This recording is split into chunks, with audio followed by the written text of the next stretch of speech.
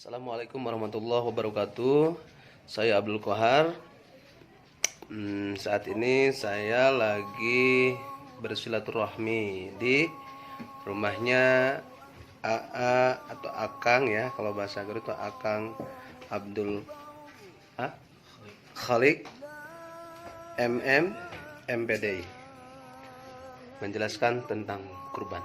Insyaallah pencerahan buat kita, mudah-mudahan ada manfaatnya.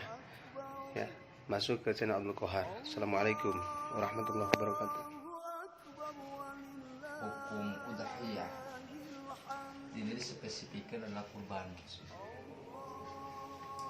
Hukum asalnya adalah mustahabah, sunnah, muakkad. Tapi bagi ketiga orang ya, atau orang yang memenuhi tiga syarat ini hukumnya jadi wajib. Yang pertama syaratnya muslim, yang kedua mukim, yang ketiga musir. Muslim artinya harus beragama Islam. Yang kedua mukim, ada di tempat, artinya kalau sedang bepergian nggak mesti gugur kewajiban wajib bagi seorang musafir untuk melaksanakan kurban. Kemudian yang terakhir yang paling esensial atau fundamental adalah musir. Apa itu musir? Wahwa yamlikan nisoban. Jadi mereka arti musir itu sebetulnya kaya. Cuma kaya di sini adalah mereka yang memiliki taraf nisob. Mungkin kita baru dengar kok kurban juga nisob. Ternyata di sini dikatakan bahwa ukuran nisob kurban itu adalah wahwa mi'ata dirhami au qimatuha fadilan an hawaizihil asliyah. Jadi 200 dirham. 200 dirham ini artinya uang atau harta selebih setelah kebutuhan pokok kita yang lain terpenuhi. Maka bagi orang seperti ini wajib untuk melaksanakan kurban. Hal yang sumbang saat ini dan hari ini adalah ketika ada paradigma bahwa kurban itu hanya cukup satu kali seumur hidup. Ini konsep bukan salah tapi tidak tepat. Karena sesungguhnya hakikat kurban adalah realisasi ketakwaan, kecintaan, ketaatan seseorang yang penuh rindu kepada Sang Khalik pemberi karunia. Hal ini banyak digambarkan daripada hadis-hadis yang mengungkap tentang fadilah, keutamaan daripada kurban itu sendiri. Saking harusnya kurban itu, Rasulullah sering mengatakan bagi mereka man wajada sa'ah falam yutoh dalam fala yaqrabanna musallan, atau dalam hadis yang lain insa'a yamut yahudian au nasraniyan. Ini saking doktrin yang mengharuskan melaksanakan ibadah penyembelihan kurban bagi orang yang memiliki tiga syarat tadi, muslim, mukim dan itu syarat. Kemudian tentang kurban yang harus digarisbawahi adalah yang pertama teknik, tempat, pelaku, kemudian pendistribusian. Yang pertama terkait dengan pengeluaran udhiyah atau kurban di sini, hindari hal-hal yang sekiranya bagi si muqarrib atau orang yang mengeluarkan kurban itu tidak lagi halal untuk mengambil bagian daripada binatang kurban. Ini biasanya orang-orang bilang kurban yang dinazarkan atau ternazarkan, terlalu diumbar, didagangin, dijadikan buah bibir. Saya mau kurban tuh itu kudanya, saya mau kurban tuh itu dombanya. Berarti kembali kepada niat juga ya. Yaitu, jadi artinya kurban seharusnya yang lebih baik itu adalah spontan. Artinya ketika seseorang sedang melaksanakan Idul Adha misalnya, dia ini tidak memiliki uang lebih daripada uang kebutuhan pokoknya. Pulang dari Idul Adha dia menendang sebuah bungkusan kresek, ternyata dibuka itu adalah ternyata uang. Setelah diselabarkan ternyata tidak ada yang mengakui dan jumlahnya lebih mencukupi daripada udhiyah, maka dia dikatakan musyrik saat itu. Sehingga harus mengeluarkan udhiyah. Terus ada yang pertama harus ya. dengan niat, Iya. orang sering macam-macam dan bervariasi. Walaupun banyak orang bilang bahwa niat itu gak mesti berbentuk lafal katanya. Padahal kita tahu bahwa sebaik-baik logo adalah Abdul logo al-Arabiyyah. Bahwa seperti ini aja sederhananya, nawaitu an al-baha hadhihi udhiyah min bulan bin bulana wa min ummati Muhammad sallallahu alaihi wasallam. Selesai, kemudian teknik penyembelihan yang diwajibkan itu adalah dua urat kanan kiri yang menghipit hukum daripada binatang itu. Inilah yang harus menjadi sasaran utama, yang harus bukan kerongkong. Karena menurut teori, jika penyembelihan itu benar dengan aturan dan teknik syariah, ketika diurut disatukan, kemudian diambil, ditarik sama golok, maka dengan sendirinya kerongkongan itu putus, kemudian seolah-olah diameter yang disembeli itu jauh lebih lebar. Kemudian sunnah menghadap kiblat, kita baca takbir, sholawat dan sebagainya. Setelah itu kita baca juga Allahumma ja'al hadhil udhiyah min fulan bin fulana kita minar wa hijab minar wa syukur minar. Tobat ini biasanya itulah doa-doa yang memang sunahkan oleh Rasul. Kemudian yang harus digaris bawahi pula yang menjadi akhlak ketika kita yang menyembelih, karena ini menyembelih bukan pesta, bukan hura-hura, tapi ibadah. Segalanya harus sakral dan disakralkan sesuai dengan bimbingan sunnah. Misalnya ketika mau menjatuhkan atau merobohkan binatang udhiyah, itu jangan mesti berteriak-teriak. Ini tuntunan dalam kitab tentang kurban, dicarilah. Itu sunnah kita membaca doa danun itu yang la ilaha illa anta subhanaka inni kuntu minadh dhalimin. Itu disunahkan. Banyak efek hikmah daripada bacaan itu ketika jika Allah mengijabah, maka binatang ternak itu akan jinak dan mudah. Jadi akan merasa rela dan puasa. Kemudian atas siapa yang seharusnya menurut agama dan sunnah menyembelih binatang kurban, apakah panitia atau al-ghazi atau eksekutor lainnya? Hukum dasar yang menjadi dasar mustahabah pelaku yang menyembelih adalah orang yang mengeluarkan kurban itu sendiri. Karena kalau berhubung terbatas kemampuan, kesanggupan, keberanian, misalkan seorang perempuan, kalau yang mulai berani sembelih aja dengan sendiri. Yang penting dia sebelum menyembelih sebutlah nama Allah. Ada sekarang bagaimana sudah membudaya pada panitia tidak terjadi masalah selama ada izab kabul dan sebagainya. Lantas di mana binatang itu disembelih yang paling tepat? Secara mendasar itu tepatnya adalah di depan rumah masing-masing. Engkau mengandung syiar supaya mereka dekat dengan Allah, diawali dengan dekat kepada bait Allah, rumah-rumah Allah.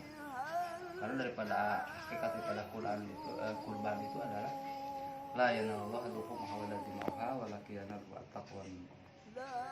Jadi jangankan sekerat daging, segeluntung tulang, sahaya rambut atau bulu, setetes darah pun nggak bakalan sampai kepada Allah kecuali nilai ketakwaan kepada Allah. Jadi boleh di musola ya. Kemudian masalah pendistribusian itu sepertiga buat orang yang mengeluarkan udhiyah itu boleh dibolehkan. Tapi cacatnya aturan di masa kini mereka yang ngambil itu adalah daging-dagingnya berkualitas aja. Sementara bimbingan kitab kurban itu mengatakan bahwa orang yang mengeluarkan kurban dari jumlah bobot sepertiga berat binatang itu dicampuri dengan hati, jantung, berkualitas tidak diempat sendiri gitu. Tidak bagi-bagi siapa yang miskin yang lain. Lantas siapa yang berhak, sangat berhak untuk menerima daging kurban itu? Yang jelas sasaran awalnya adalah fakir miskin. Kalau filsafat orang Sunda itu nunempok, nunenyo, nunompok. Walaupun dia kaya, dia meminta, dia melihat, dia menyaksikan, maka dia harus kita kasih. Kalau orang kafir kan enggak? Orang kafir, karena kan dia juga ada tetangga. Dan ini terkait dengan ketetanggaannya lah kita sama berbagi. siapa tahu dengan hikmah kebaikan kita berbagi. Karena hakikat daripada ibadah kurban juga adalah ibadah yang merupakan naturalisasi daripada ibadah sosial atau kesalahan sosial, seperti halnya ikatan antara tetangga. Ini kan ada yang mengatakan 3 hak bahkan sampai 5 hak, walaupun dia kafir misalkan, karena terikat dengan tetangganya maka itu tidak disalahkan. Tadi saya akan mengatakan tentang siapa sih yang sebenarnya yang paling berhak. Kalau bicara hukum asal, mereka yang berhak menerima bagian daripada itu adalah mereka-mereka yang selama 6 bulan makan daging. Tapi untuk mendeteksi siapa orang seperti ini sulit dan kesulitan orang yang akan mendistribusikan. Akhirnya karena standar yang telah ditentukan di masing-masing panitia, asalkan jangan menimbulkan kecemburuan dan ketimpangan dalam masalah jumlah, kualitas, jumlah daripada daging kurban tersebut, sehingga tetangga ini mau 2 kilo itu masih seperempat ons, maka ini tidak akan menjadi sebuah kebajikan. Itu tentang pendistribusian. Kemudian sebelum didistribusikan banyak hal renak-renik yang memang harus digali pula. Pertama, apakah boleh hewan atau sebagian daripada binatang kurban dijual? Rasulullah mengatakan bahwa semua daripada binatang kurban itu tidak boleh pula dijadikan upah. Ini adalah hal yang paling mendasar dan fenomenal, dan di setiap rata-rata orang yang suka menyembelih biasanya dikasih upah kepala. Maka menurut konsep dasar dalam ibadah kurban ini tidak boleh. Jadi sekali lagi, daging sembilan kurban itu tidak boleh dijadikan upah ataupun dijual. Bagaimana dengan kulitnya? Banyak para alim ulama yang menafsirkan ketika Allah berfirman, innallaha yuridu bikumul yusra wala yuridu bikumul usra. Ketika kalau kulitnya dicincang akan lebih bermanfaat, maka cincang dan distribusikan. Maka ketika kulit itu dicincang, direcah, kemudian bikin masalah, bikin ribet orang yang dibeli, maka alangkah silakan panitia mengambil keputusan yang lebih bijak, tapi hasilnya untuk didistribusikan fisabilillah, artinya di jalan Allah, untuk kepentingan masjid, hal yang baik.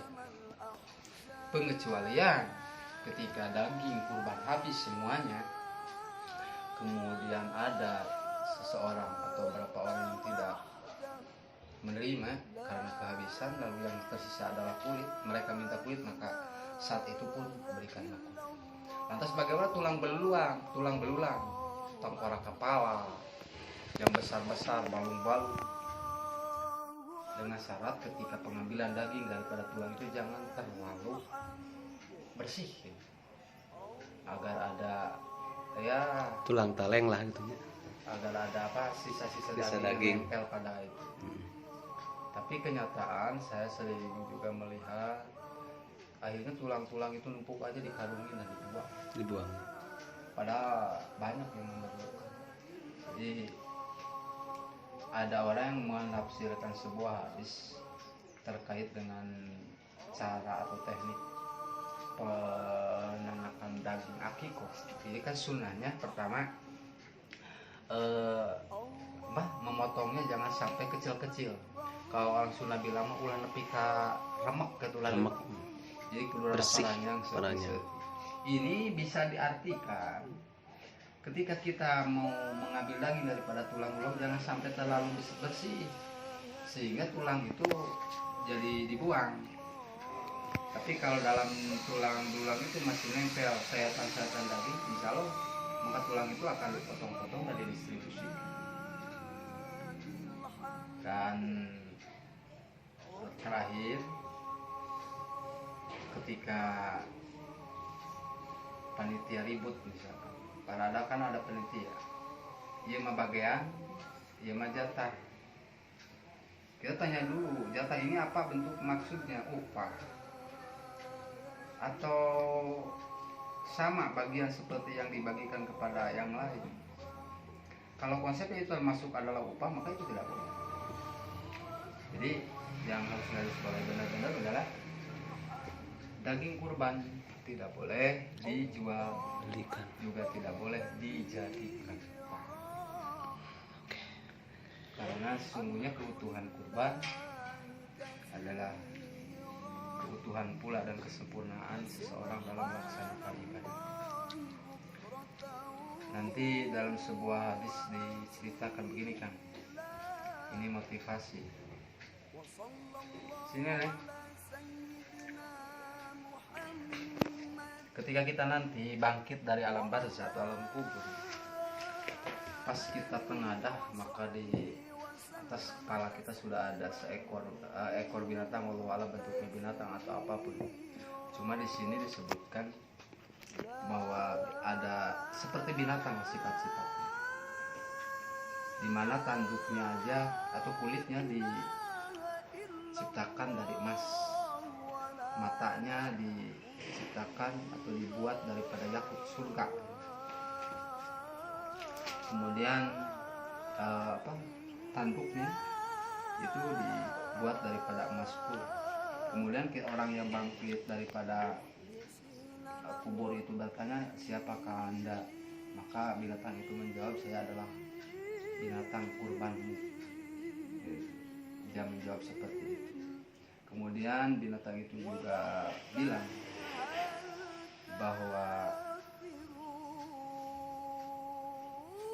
dulu engkau kurbankan aku, dan saat ini duduklah engkau di atas punggungmu. Kemudian binatang itu membawanya, orang yang melaksanakan kurban, terbang mengelilingi antara langit dan bumi sampai bertepi di bawah aras Allah Subhanahu wa Ta'ala. Banyaklah hadis, bahkan ratusan hadis yang terkait dengan fadilah ibadah kurban. Inti daripada ibadah kurban adalah kecintaan, kedekatan kita kepada Allah Subhanahu wa Ta'ala. Wallahu a'lam bishawab. Astaghfirullahaladzim. Walhamdulillah.